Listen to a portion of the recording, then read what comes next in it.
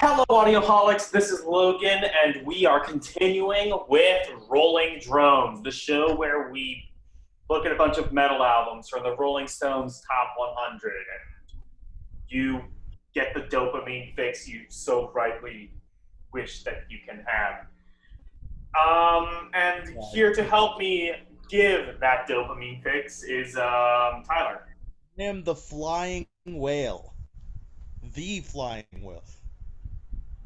Your mom is a whale. Anyway, um, so speaking of flying whales, our next one involves flying whales. What is this album called? It is called From From Mars Mars to to Sirius by Gojira.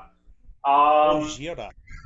so why don't you give your opinion first, Tyler?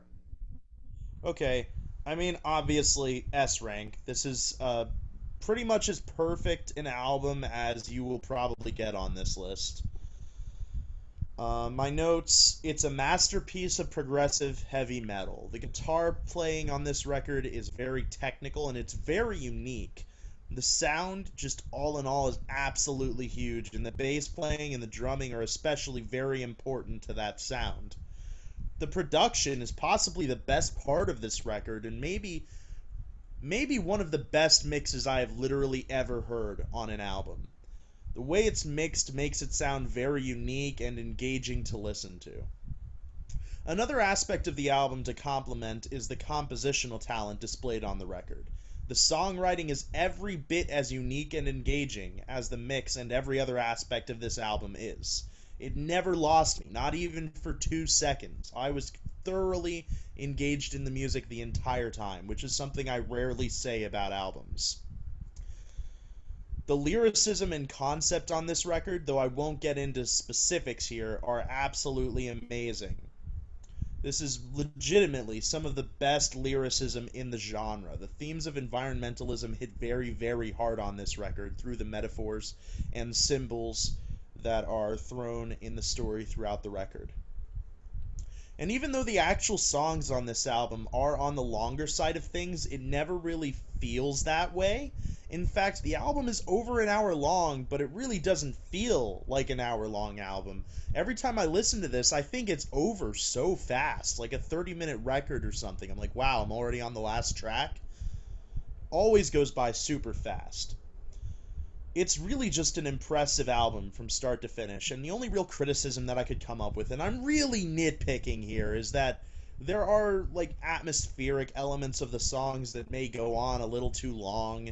Unicorn creates a very somber and melancholic atmosphere, and it's also full of awe, but I don't know if it really needed to go on quite that long to have the same effect. It ends up just being maybe a tad repetitive. It was pretty And I short, would right? It was say under like 2 minutes, right? Yeah, but I feel like it's just the same thing over and over again, the whole song. There's a little of variation, but. And I would say the same thing about Flying Whales. The intro is about 2 minutes long, and again, did it really need to be 2 minutes long to get that same atmospheric effect? You could have shaved off 30 seconds. Again, I'm really nitpicking here. Other than that, when the track Flying Whales comes in, oh god, it comes in hard. When that main riff comes in, because you've been sitting in that like somber That's what she said. atmosphere for 2 minutes, that riff really, really punches you in the fucking face. That's hopefully not what she said. So, all in all, I think this album is going to prove in 20 years to be a very, very influential record. And frankly, Gojira as a band are already really influential. We already have big name guitarists saying that songs they're writing are inspired by Gojira. People like Metallica, people like Alter Bridge, the song Native Son from their most recent album, the guitarists straight up said in an interview that it was Gojira inspired. That's pretty crazy for a band as new as Gojira. That's about all I Um, have to say about it. yeah, Easy. It's so I would have said, I would have said this is a good album, but unfortunately, if Pitchfork has taught me anything, it's that, come on, I can't support the French. I mean, come on. It's an F rank F for Fred. album. It's F for French, which quite honestly is the worst insult you could give to anything. And they care about the environment? Come on, that's an E right there. For E for environment, E for environmentalistic cuckold. Um, no, this is an S rank album. Honestly, I don't think I really have much more to say that Tyler hasn't already said. In fact, this might come as a shock. So, if you are familiar with some of the other series we do, Audioholics Unite, Wrong Opinion, perhaps, things like that, I'm not generally a fan of metalcore albums, and honestly, this probably isn't a metalcore album. Maybe it is, maybe I don't know. But it had mainly the thing is that I don't generally like the more harsh, scream vocals. This does that perfectly, and in fact, anybody interested in getting into more extreme genres of metal, this right here, this album, it's your gateway drug. You need to listen to it. But anyway, despite my general not being my thinginess of extreme metal, this is an absolute beast of an album. In fact, I might even be a little bit nicer on this album than Tyler. I actually kind of liked the more atmospheric moments of this album. Things like Unicorn or From Mars, I think, do a really good job at sort of keeping the album fresh, giving it some spots of variety. I think every good album should have a little bit of space to breathe. Like the hair ballads, as much as you might hate them, they are there for a reason, and that's to give you a bit of a breath before going back to the balls out hardcore rock and roll.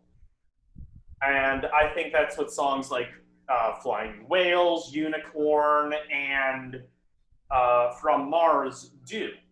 Now, essential tracks, which you actually, I think, forgot to include. Oh, yeah, you're right. I'll say mine after you say yours. Okay. But my essential tracks are Ocean Planet, Flying Whales, and From Mars / To Sirius. Both songs, they are two separate tracks, but really they kind of just go together as one song, and they belong together. You can't listen to one without the other, really. Weakest track, and I'm really stretching, maybe the heaviest matter in the universe. I don't know. I think it's maybe just the track that gripped me the least on this album. That being said, I would have not cut it. And like you said, this is an hour-long album we have here, and when I listened to it, it felt like it was like maybe 40 minutes long. This is... I honestly don't think I could have imagined this album being much better than it really was.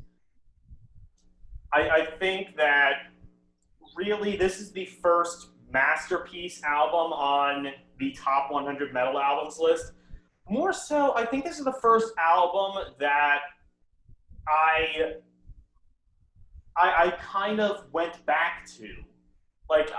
Since listening to these albums, I haven't listened to Sun-O, I haven't listened to Fallen by Evanescence, by Evanescence. I haven't listened to City of Evil, but I did listen to specifically the song Ocean Planet, rather.